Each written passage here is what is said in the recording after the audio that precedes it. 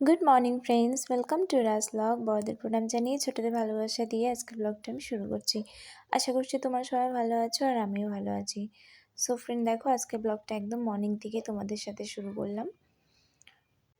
তারপরে দেখো প্রথমে হচ্ছে এই বিছনাটা গুছিয়ে নিচ্ছি, কারণ এখন আমি এই রুমটাতে ঘুমাচ্ছি আর কি, নতুন রুমটাতে। আর আমার ভাই ঘুমাচ্ছে হচ্ছে আমার মাম্মির সাথে। তারপরে ওই জন্য আর কি ভাবলাম আগে এই ঘরটা গুছিয়ে নিয়ে তারপরে বাইর হই আর কি একবারে। তারপরে জানলাটা খুলে দিলাম, আর জানলাটা না আমি খুলতে পারি না, কারণ হচ্ছে আমাদের পিছন বাড়ি একজন কাকিদের বাড়িতে হচ্ছে বড়ই গাছ আছে যেহেতু। আর জানো বড়ই তো হচ্ছে লোভনীয় একটা ফল, তো সবারই লোভ লাগে। বাচ্চারা তো বুঝে না, ওদের হাতে না বাটুল নিয়ে রাখে ওরা, আর পাথর খুব ছুঁড়ে। আর যদি জানালা খোলা রাখি পাথর ছুটতে ছুটতে মানে কাছে টাছে লাগলে ভাঙে যাবে, কেন কি ডেলি আর কি পাথর ওরা এমনভাবে ছুঁড়ে আর কি আমাদের ঘরে পড়ে, টিনে টিনে এসে পড়ে। এভাবে আর কত বলবো বলো, বাচ্চা মানুষ, আর বলেও পারা যায় না ওদের সাথে। তার থেকে ভালো নিজে একটু সেফ থাকো, এটাই বেটার। ওই জন্য আর জানালা খুলি না।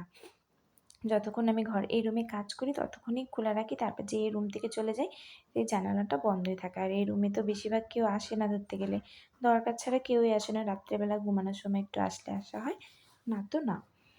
তারপরে এই যে ড্রেসিং টেবিলগুলো পরিষ্কার করে নিচ্ছি, কারণ হচ্ছে আমাদের পর্দা যেহেতু পাইপ লাগাচ্ছিল, তো ওই জন্য আর কি ধুলা পড়ছিল ওগুলাতে, তাই পরিষ্কার করে নিলাম। আর হচ্ছে বাইরে যাব, তার জন্য চুলটা ভাবলাম একবারে আঁচড়ায় বেরোই, কিন্তু আমার ভীষণ চুল আঁচড়াইতে ভীষণ কুড়ুমি লাগে। এই কাজটা আমি একদমই করতে চাই না, তাই চুলটা আঁচড়ালাম। খুললাম ঠিকই, কিন্তু চুল আঁচড়াবো তাই কিন্তু আর আঁচড়ালাম না, অমনি বাইরে নিয়ে চলে যাব হচ্ছে বাইরের কাজকর্মগুলো করতে। তারপরে দেখো এই যে আগে ঘর ঝাড়ু দিয়ে নিছি, ঘর ঝাড়ু দিয়ে হচ্ছে মুছে নেব, আর মম্মি স্নান করে পুজো দিয়ে নিবে। আর আমি আজকে এক জায়গায় যাব, ওই জন্য আমি মম্মিকে বলছি কি আমি আজকে পুজো দেবো না, তুমি স্নান করে পুজো দিও। আর আমি কোথায় যাব তোমাদের সাথে তো অবশ্যই শেয়ার করবেই।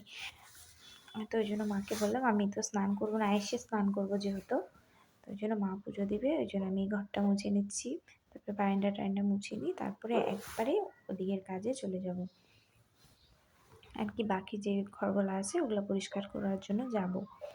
তারপরে এদিকে ঘরটার মোছা হয়ে গিয়ে একটু বাইরে রৌদ্র তাপাচ্ছিলাম, কারণ এখন ঠান্ডার দিন, আর ঠান্ডার দিনে ভীষণ হাওয়া চলে আর ভীষণ শীতও লাগে আর কি, ঠান্ডা লাগে আর রৌদ্র তাপালে বেশ ভালোই লাগে। তো এই চা গরম করে নিয়েছিলাম, চা যেহেতু হয়ে গেছে আর আমি একটু দেরিতেই উঠি সকালবেলা ঘুম থেকে, তো চা খাচ্ছিলাম আর একটু রৌদ্র পোয়াই নিলাম। রৌদ্র পোয়াই চলে আসলাম হচ্ছে আবার উঠান ঝাড়ু দিতে। আর এই সাইডটা হচ্ছে আমাদের মন্দিরের পিছন সাইডে এত পাতা পড়ে, কারণ যেহেতু অনেক ফুল গাছ আছে ওই জন্য আর কি অনেকটা পরিমাণ করে প্রতিদিন পাতা পড়ে।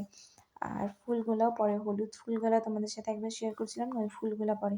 আর ওগুলো পড়ে গেলে না মানে কী বলবো, অনেকটা জায়গা নোংরা হয়ে যায় শুকানোর পর আর কি। আর আমাদের এখানে যেহেতু বেশিরভাগই পাথরে চিপায় চিপায় আটকায় থাকে, নোংরাগুলো বের হতে চায় না, ওই জন্য আর কি উঠোন ঝাড় দিতে টাইম লাগে আর কি অনেকটা। আর এমনিতে আমাদের উঠোন নাই এখন, যেহেতু যে বাউন্ডারিটা দেখতে পাচ্ছ না, মানে ওই সাইডে হচ্ছে এটা সরকারি জমি, আর বাউন্ডারি এই সাইডে হচ্ছে এটা আমাদের।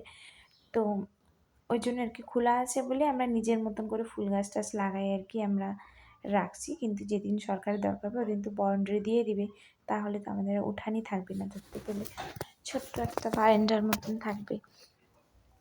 তারপরে ওদিকে কাজ সেরে চলে আসলাম হচ্ছে রান্নাঘর পরিষ্কার করতে। মাম্মি এমনিতে রান্নাঘর পরিষ্কারই করে রেখেছে, গ্যাস টেবিল মুছিয়ে রেখেছে, আমি শুধু ঝাড়ু দিয়ে দিচ্ছি। আর আমাদের রান্নাঘরটা না একদমই ভালো না, আর এই রান্নাঘরটাকে আমরা ঠিকও করতে চাচ্ছি না, কারণ হচ্ছে আমাদের রান্নাঘরের পিছনেই আর কি শুকনো নদী আছে। কি বলবো, এটা শুধু বর্ষার সময় যখন খুব বৃষ্টি হয় তখন জল আসে, আর জল অনেকটা পরিমাণে আসে আর কি, প্রচুর জল হয়। ওই জন্য আর কি আমরা রান্নাঘরটা ঠিক করছি না ভালো করে, কেন কি অনেকেরই ভাঙছে আর কি এরকম সাইডে সাইডে। ওই জন্য ভাবলাম কি না, আমরা যদি এখন রান্নাঘর ঠিক করে যদি বাই এনি চান্স যদি ভেঙে যায়, যতদিন না বাঁধ দেওয়া হবে ততদিন ঠিক করা যাবে না। ওই জন্য আমরা রান্নাঘরটা এইভাবেই ইউজ করতেছি, নর্মালি কোনো মতন চলানো দরকার, তাই চলাই। কিন্তু আমাদের বর্ষার দিনে খুব কষ্ট হয়ে যায় রান্নাঘরটাতে, মানে যখন জল আসে তখন আর কি আমাদের রান্নাঘরের যেগুলো যেগুলো জিনিস আছে ওগুলো খালি করতে হয়। তেমন কিছু জিনিস তো নাই, ওই শুধু গ্যাস আর সিলিন্ডারটাই আর কি ভালোর মধ্যে বলতে গেলে, যা বাসন কুচো ওগুলো আর কি বের করে আমরা বড় ঘরে এনে থুই।